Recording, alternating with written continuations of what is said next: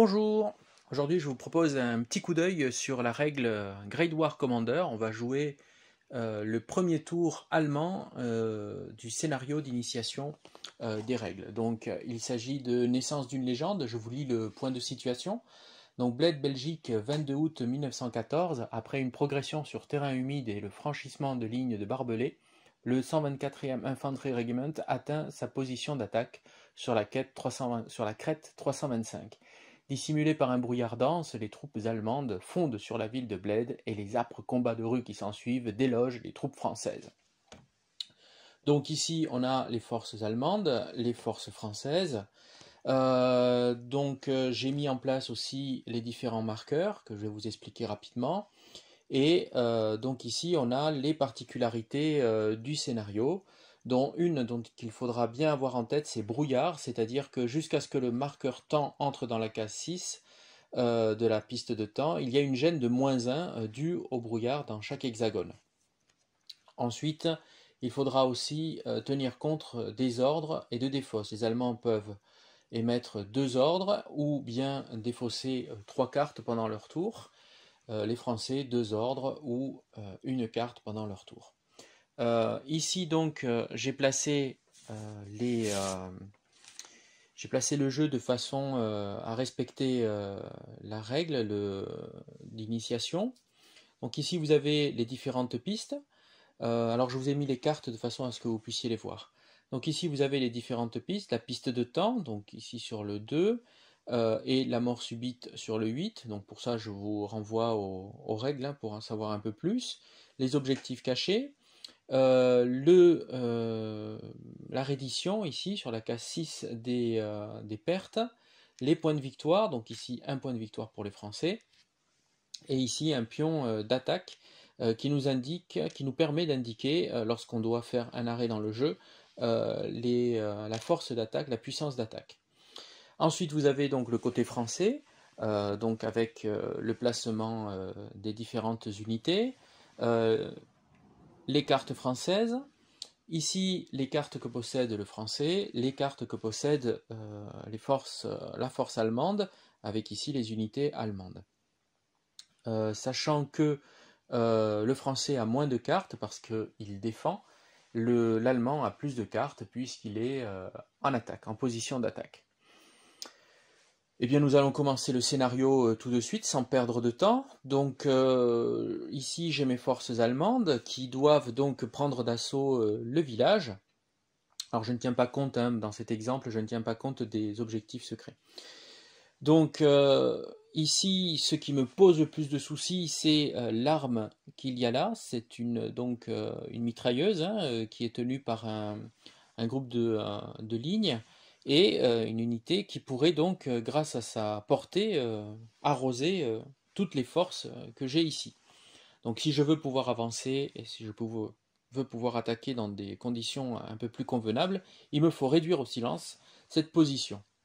La seule arme qui peut y arriver, c'est ici l'AMG qui est donc en possession, voilà, que possède donc cette unité de fusiliers, avec donc Waldo qui est là le commandant. Alors normalement on les empile, mais pour que vous puissiez mieux les voir, je les ai mis, voilà, je considère qu'ils sont empilés.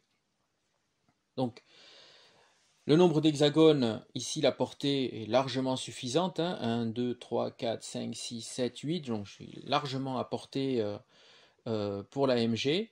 Donc je vais déclarer une action de tir. Alors pour ce faire, je vais regarder dans mes cartes, donc j'en ai 2, ici et ici. Donc l'action, je ne m'occupe pas du reste de ce qu'il y a en bas dans cette phase, je m'intéresse simplement à soit l'ordre, soit l'action. Donc ici, je vais déclarer une action de tir ici, donc je vais activer en fait mes fusillés. En activant cette unité, j'active automatiquement l'arme qu'elle porte. Ce qui veut dire donc que je vais pouvoir d'abord tirer avec l'AMG.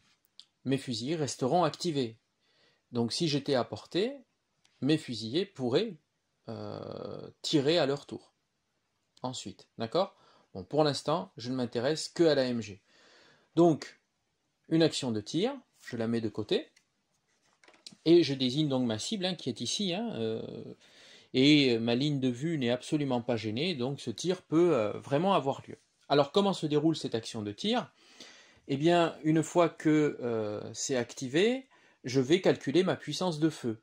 Alors la puissance de feu ici pour la mitrailleuse est de 8, plus 2 du commandant, moins 1 pour le brouillard qu'il y a sur le terrain.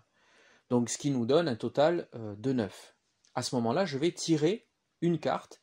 Normalement, on devrait jeter des dés, mais dans ce jeu, il n'y a pas besoin.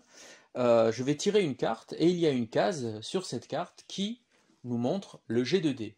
Donc ici, alors particularité, cette carte est entourée d'un cadre rouge ici, en bas, ce qui veut dire qu'il y a un événement qu'il va falloir résoudre. Alors je pose ma carte, je calcule mon total.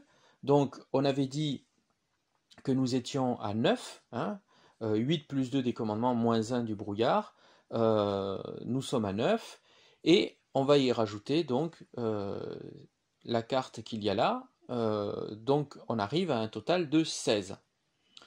Donc 16, je place mon marqueur sur 16, car il y a un événement, et il va falloir le résoudre avant de résoudre le jet de défense du français. Donc je mets ma carte de côté.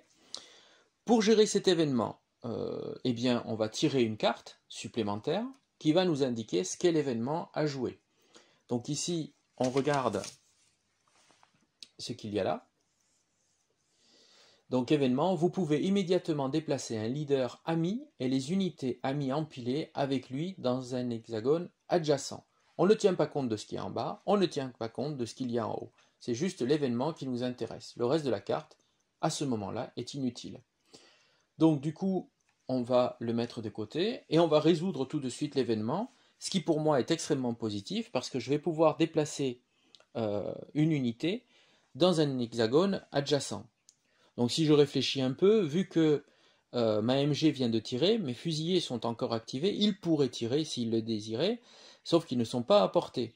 La portée des fusiliers ici, elle est de 5, mais il ne faut pas oublier qu'il y a le commandant, donc plus 2, donc 7.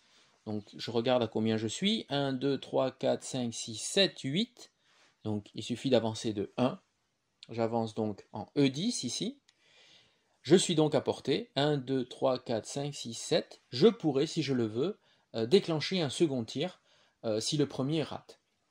Donc maintenant on va résoudre, c'est le français qui va jouer, et il va résoudre son jet de défense.